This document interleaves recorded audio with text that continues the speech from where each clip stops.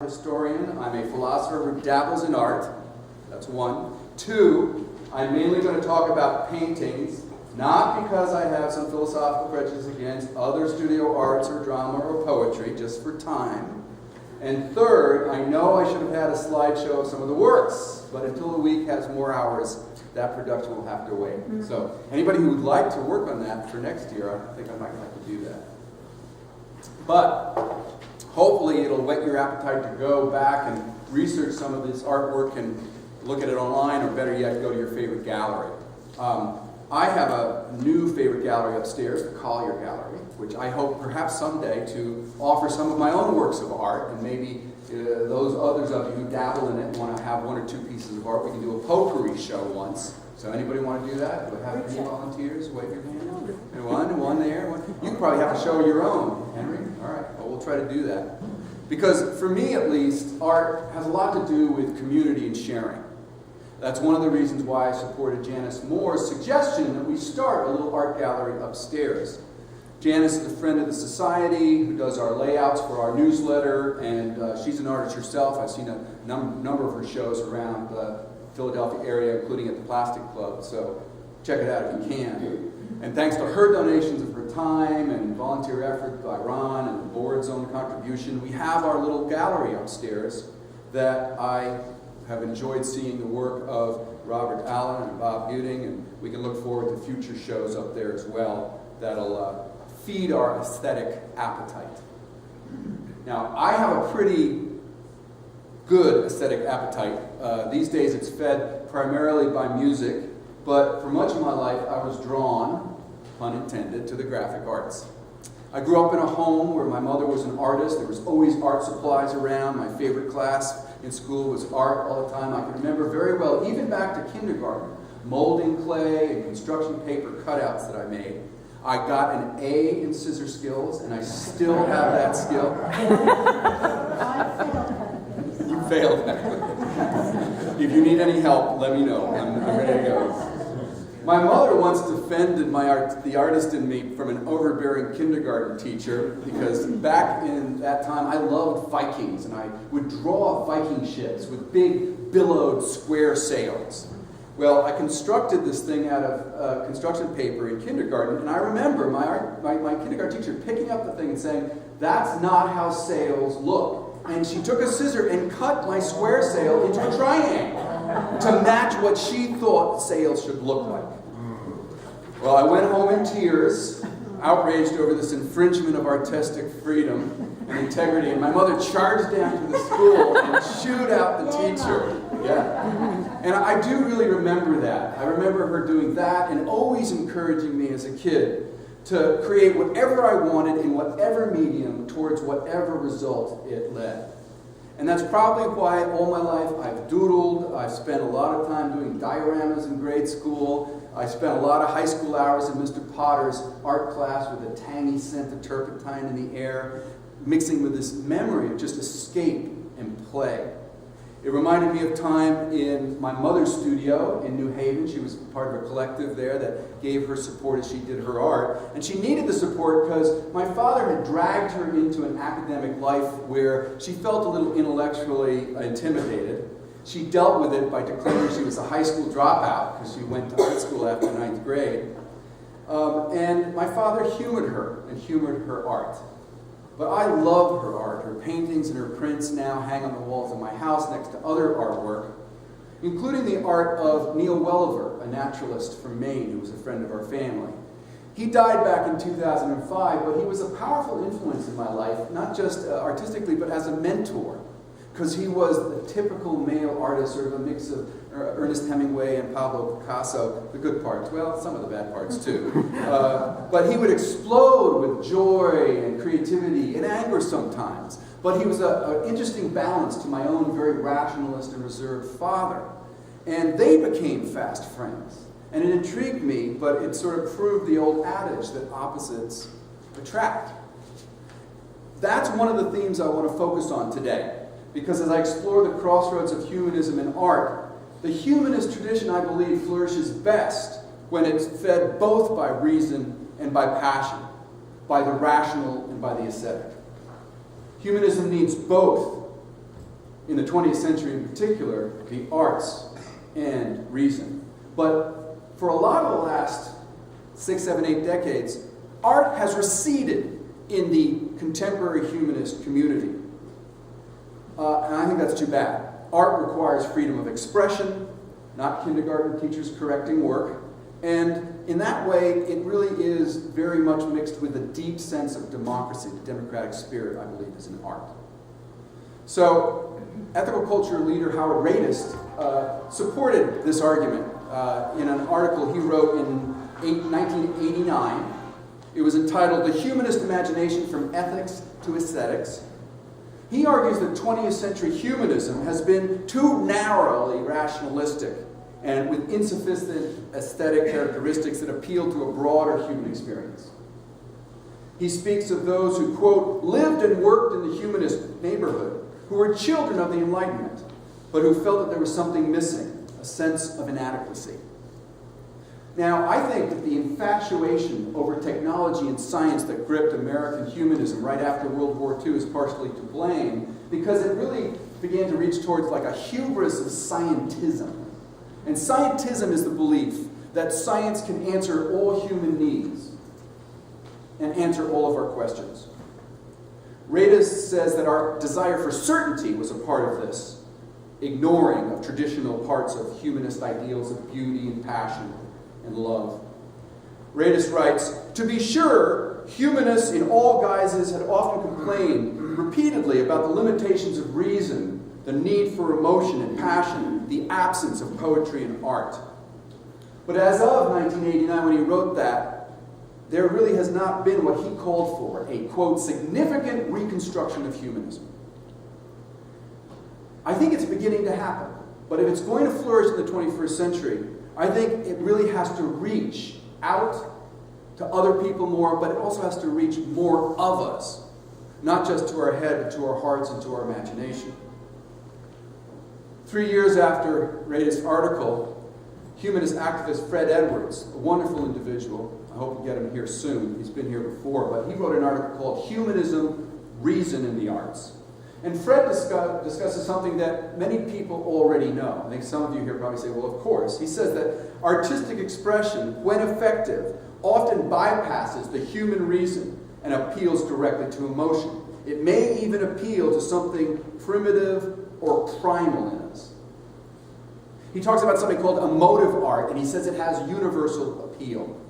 It exercises something in us that's atrophied in the dry, sterile intellectualism that dominated a lot of humanism over the last few decades.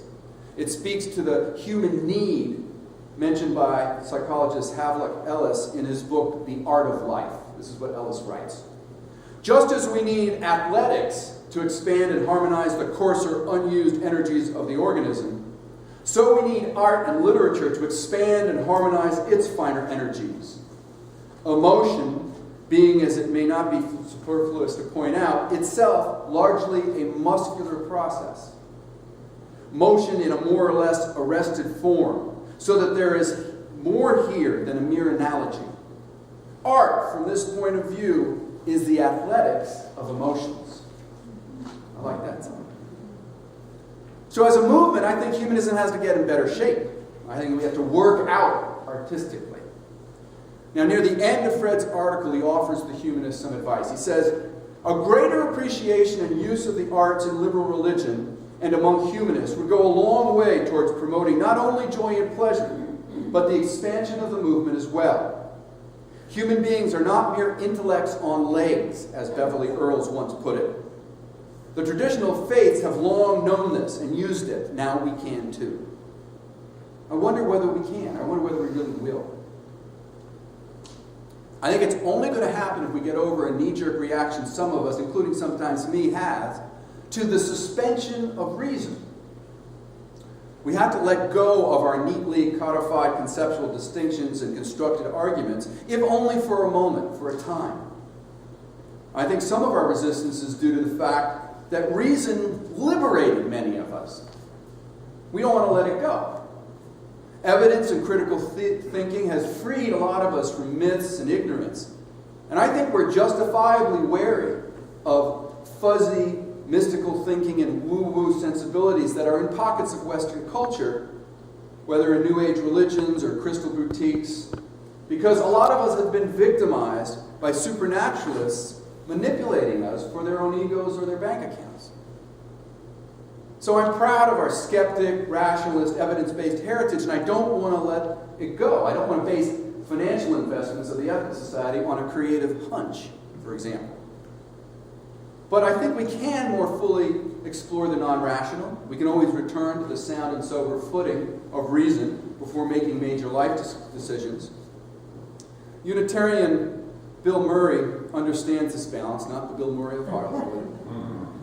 He spoke about his book, and I talked to him about it, called Reason and Reverence a couple of years ago, in which he describes spiritual as the following: a suspension of ordinary experience and a transcendence of the self. Now, he points out that we don't have to turn to the supernatural for such experiences, that you can find them often in the realm of art and the imagination. And he explains, again, what's obvious to some of us, that great works of art nourish our spirits, and through them we gain greater insights into life and its meaning. Well, we in ethical humanism, whether we use the term spiritual or not, want deeper insights, I believe. Our lives are richer when we get more of what Murray says art can give us. He says art can give us higher and nobler thoughts and feelings. Now, some of you here come for the community more than for noble thoughts. Some of you come mainly for ethical engagement and social justice work. But many of us want to bring out our best, inspired by what humanism can offer us through the arts, in beauty, in emotion. And whether you use the term religion to describe your connection to ethical humanism or not, can all of us leave behind the theism that says that deep meaning can only be found in the supernatural?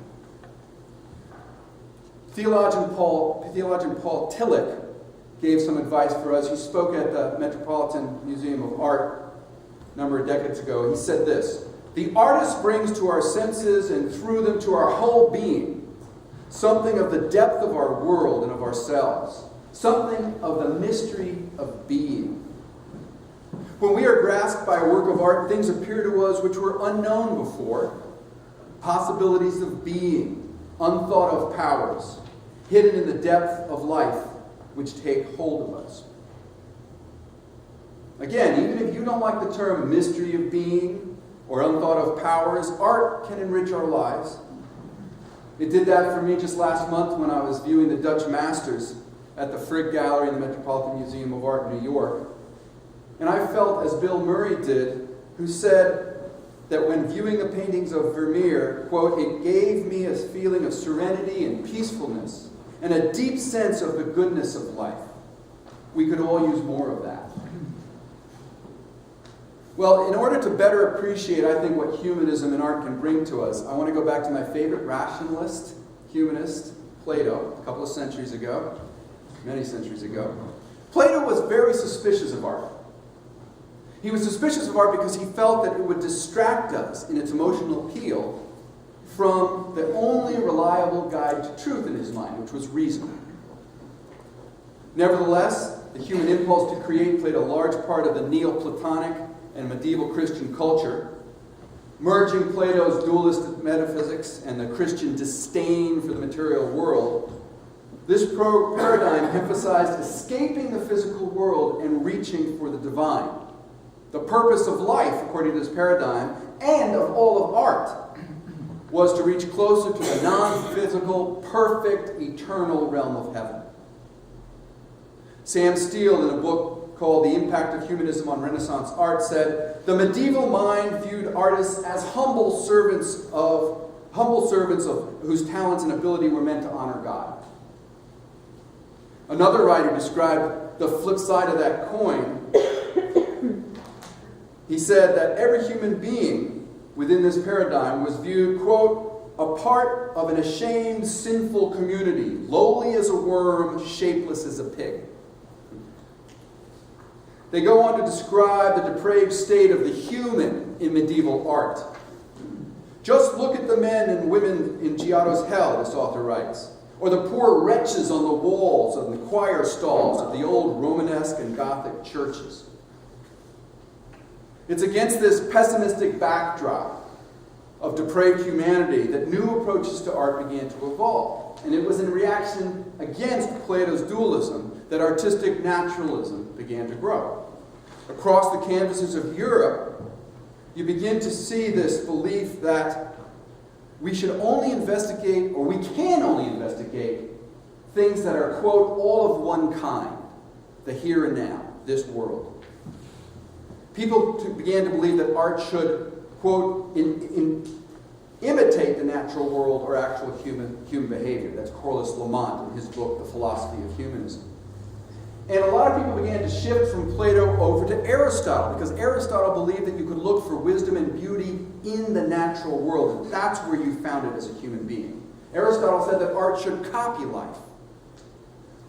So this realism depicting a common life, average human beings, strengthened humanism and really built modern Europe in a lot of ways. Much of this new realism and animal characteristics showed some of our depravity, the realistic depravity. Just look at the works of Peter Bruegel with all its mud and debauchery. Anybody know the Bruegel paintings? It's full of awful things that people do, and literally excrement. But there's humanity, warts and all. And in a lot of ways, Bruegel was very subversive in that way. But this realism also portrayed the good in humanity, and that's really the point I want to get to today. Renaissance humanists denied the gap between profane humanity and perfect God and embraced this mundane beauty of ordinary men and women. People, simple flesh and blood, became heroic. According to Lamont, this new form of art portrayed, quote, earthly enjoyments as natural and a wholesome part of life. It declared that men and women possess intrinsic ethical and intellectual worth, end quote. Sounds like the seeds of ethical culture. Well, much of the intellectual scaffolding that held up the Renaissance art was built by the Italian scholar known as Petrarch. He was born in 1304, and he developed a faith in humanity's potential for achievement and creativity. And Petrarch shifted the focus away from blind faith to a broader, more scientific quest.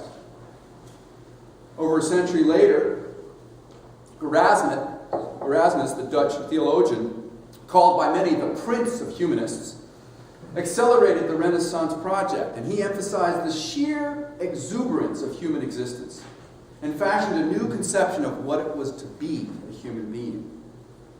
This universal man, as he called it, was capable and brave, and became the focal point in the study of the Neoplatonic Academy, founded by Marsilio Ficino in 1492. Now, while this academy was still affected by Plato's metaphysics and the dualism, people at the academy appreciated that in order to reach to the heavens, you had to have your feet planted firmly on the earth. The great Italian painters used Christian mythology for sure, but they used it to explore the human experience. Restrictions on thinking were loosened. You began to have, as Jeffrey pointed out, an explosion of academic subjects that were ignored for centuries: grammar, rhetoric, poetry, art, architecture, and so on. But it was the revival of empirical science, interestingly, that had the most effect on one of the greatest artists of the Renaissance, epitomizing the humanist ideal that no area of study is off limits. Leonardo da Vinci had imagination second to none. He produced sketches and notes of things way ahead of his time, from solar energy to plate tectonics to a flying machine. And in his artwork, da Vinci brought back Greek humanism and also applied new discoveries in linear perspectives and light to create the most human of images. His work captured how the world really is in the here and now. He was an expert in art and architecture and engineering and botany and more. And few had equals in understanding of the human anatomy. His inquiries shined a light on the darkness that had been thrown over by the church over the material world. Now, ironically, it actually was the church that facilitated Leonardo's access to hundreds of corpses at the hospital of Santa Maria Nuova in Florence. And this research generated hundreds of illustrations and thousands of words of description by Leonardo. His meticulous and empirical research, unusual for the time, was fundamental to humanism and contributed to his fame as an artist because he knew the human body inside and out, literally. So Renaissance artists like Leonardo tore down the traditional wall between science and art. They could inform each other. And it resulted in iconic images, including the Vitruvian Man, you know, that famous painting of the man that's drawn in a circle in a square. Well, this sort of generic representation of the human is complemented also in Leonardo's work by many, many sketches of the average person. It was said that when he was walking around, if he saw somebody with an interesting face, he'd stop and sketch them on the street right then and there. He was so captivated by that. And he tried to capture a wide range of gestures and ages and expressions and emotions. One of the best examples of the subtlety of his expression is, of course, his famous Mona Lisa. And that ambiguity of that face. Is she smiling? Is she self-assured? Is she bemused? What is she thinking? That's what that piece asks us. And it represents a broader point, and that is that there is value in exploring the average human being, not just the divine, not just Bible stories. The here and now deserve our attention. This was obviously a part of Michelangelo's work, even though he was a devout Christian. He was nicknamed Il Divino, the Divine One, and his work told many, many Bible stories. But he was influenced by 2 years at the Humanist Academy, studying human life and the human form. Even on the ceiling of the most sacred of places, the Sistine Chapel, Michelangelo's images of Mary and Jesus were scandalously realistic. Painted under the watch of his patrons, Pope Clement VII and Pope Paul III, Christ himself appeared unusually human, young, clean-shaven, even muscular. Mary appeared as a weary, devoted, and very real mother. And most shockingly, Michelangelo painted them nude. When the fresco depicting the resurrection and the judgment was completed, church officials raised hell, so to speak. They demanded the removal or alteration of this great work of art. And in fact, shortly before Michelangelo's death at the Council of Trent, they voted to commission one of his apprentices to artistically cover up the naughty parts. Right? If you go to the British Museum, there's a little corollary to this. The statue of David is there. Off to the right, in a case, anybody know what's there? It's a fig leaf about this big that was placed on David when the Queen would come to visit. Well, that sculpture of David, who slew Goliath, was also too human for many people. Like fellow Renaissance artist Donatello, David was portrayed by Michelangelo as very human, leaning on one foot, sort of as a twist, exuding a sexuality that's there.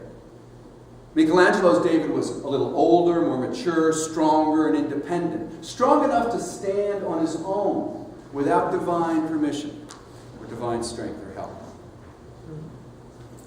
Now, of course, the art of Leonardo and Michelangelo wouldn't have been possible without the wealthy Italian patrons like the families of the Medicis. Thanks to a series of historical events, money became available in Italy at the time, partially because of the plague, which killed off so many people that people acquired extra land. Wealth became concentrated. The wool industry began to flourish in northern Italy, and banking started, which the Medici dominated. So without the historic lineage of royal or ecclesiastic authority, these new wealthy families, new money perhaps, wanted to show that they were important. What better way to do that than to hire these famous artists to paint their portraits? This became the cash cow for Michelangelo, Da Vinci, and others, and a stimulus to a proliferation of the human within art. Patronage and commissions led to a secularization of the art world.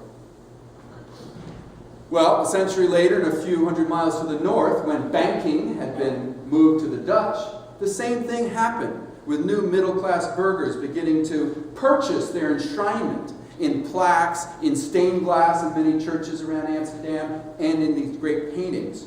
Rembrandt and Vermeer benefited from these patrons and continued to focus on the human. Now, most of the portraits were of particular people because they were paying the money, but a new form of painting began to develop there. They were called tronies. I'd never known this till I began to work on this paper. It was almost a separate genre. And tronies were paintings that were made from live models, but not to try to represent particular people, but to capture moods and moments, expressions and facial types. They explored what it was like to be human. Croz-Lamont offers that much of Rembrandt's work gave, quote, a sense of the infinite power and possibility of the human personality. That's what they were exploring.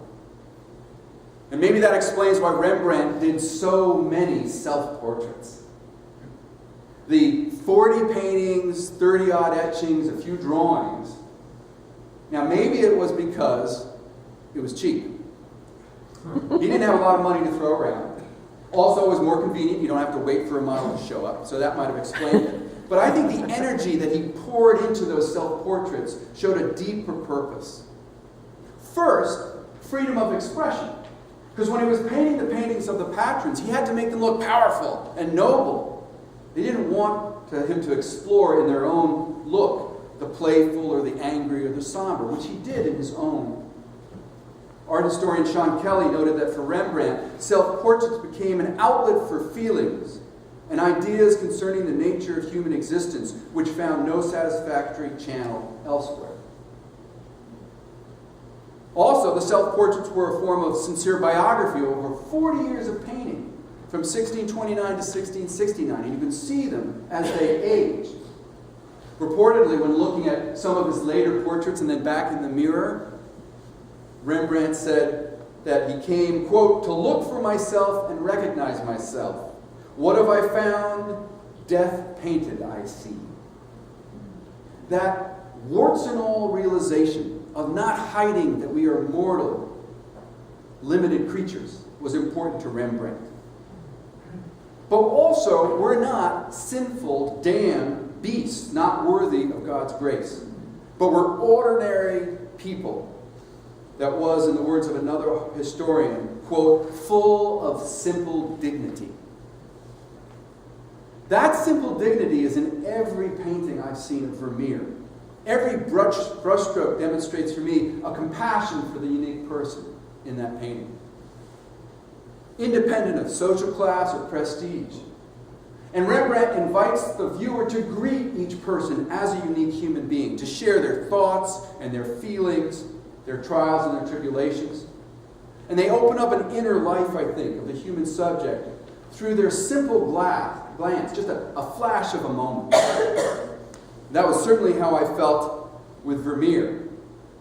Just last month when I turned the corner at the Frick Gallery and first saw the painting called The Girl in the Pearl Earring.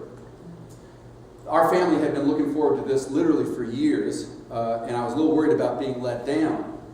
But one glance that greeted me didn't let me down. Because from that canvas, it was truly stunning. It was as I suddenly had this personal and intimate encounter with this young lady. Now that image of the girl with the pearl earring, which was popularized by a book by Tracy Chevalier and then a film in 2003 with Colin Firth and Scarlett Johansson, had become sort of iconic. And it was very iconic back in 2006 when my daughter Maya decided to dress up as the girl with the pearl earring for Halloween. She copied the very tones and shades and styles and imitated the glance of the girl in the Vermeer portrait perfectly. And my son had brought home, coincidentally that week, a large frame that he found dumpster diving. But it was too heavy for Maya to carry, so I said, never mind. Being the good father, I ran upstairs, I threw on my father's academic robe and a weird fuzzy hat that my mother had given me for some reason, and I carried it for her, walking around yelling as she was behind it, Vermeer for sale, 1,000 guilders, cheap at any price.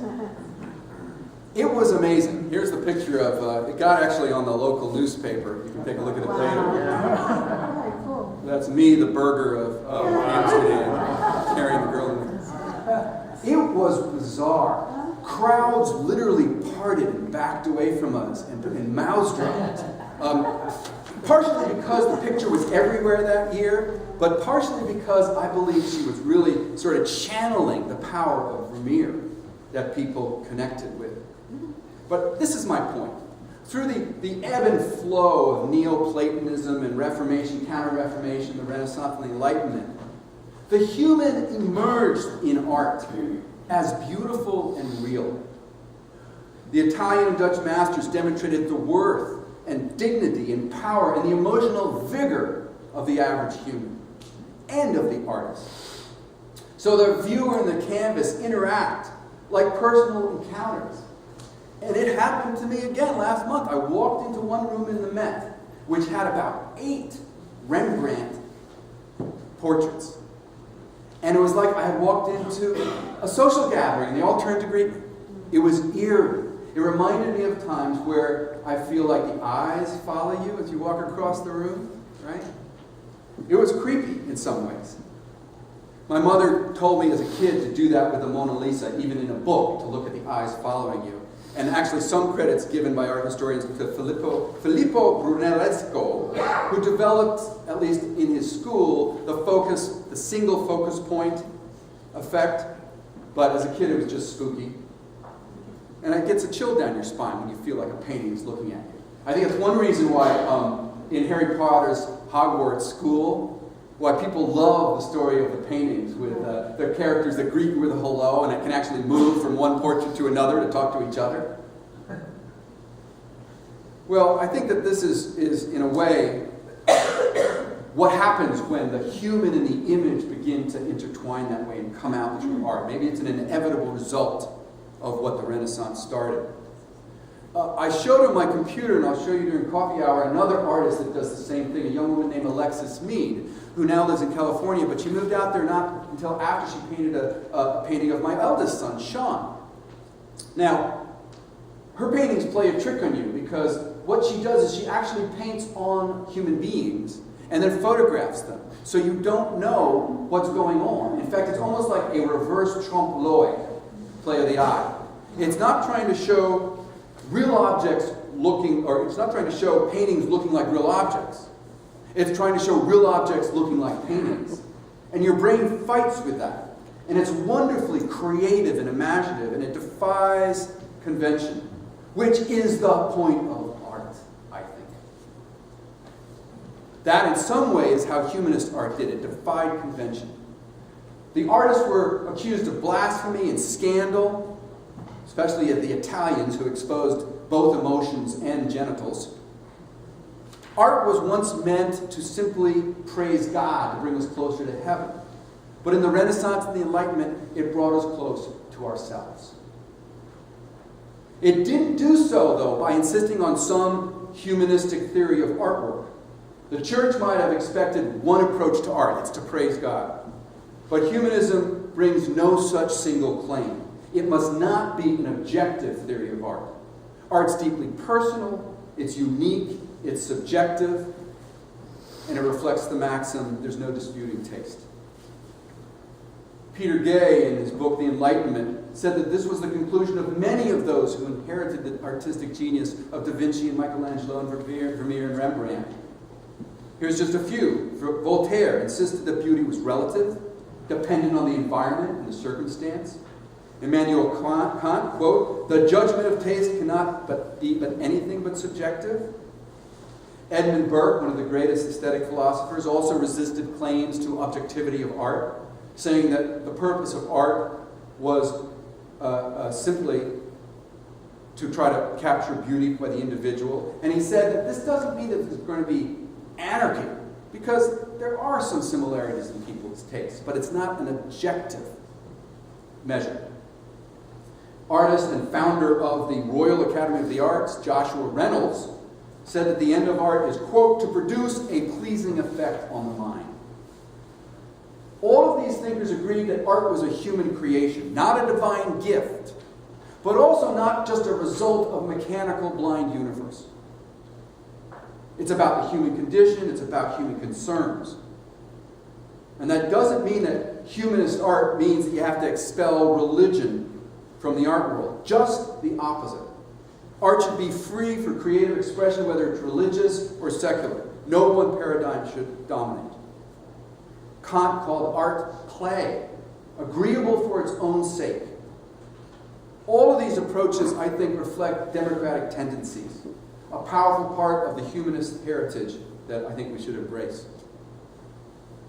Fred Edwards makes a similar argument. He says, "We need not then attempt to lay out a specific humanistic theory of aesthetics. We needn't attempt to dictate in the fashion of Plato the proper details, expression, and message of art. We need only provide the atmosphere of a humanistic society, a society of freedom, compassion, and rationality, and let matters of art take care of themselves. What flowers up will many times be to the humanist's liking." I like that.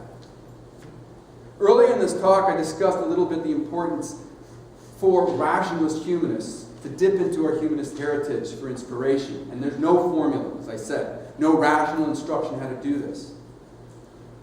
Art requires we get out of our head and into our heart to explore uncharted and mysterious realms, the personal, the subjective.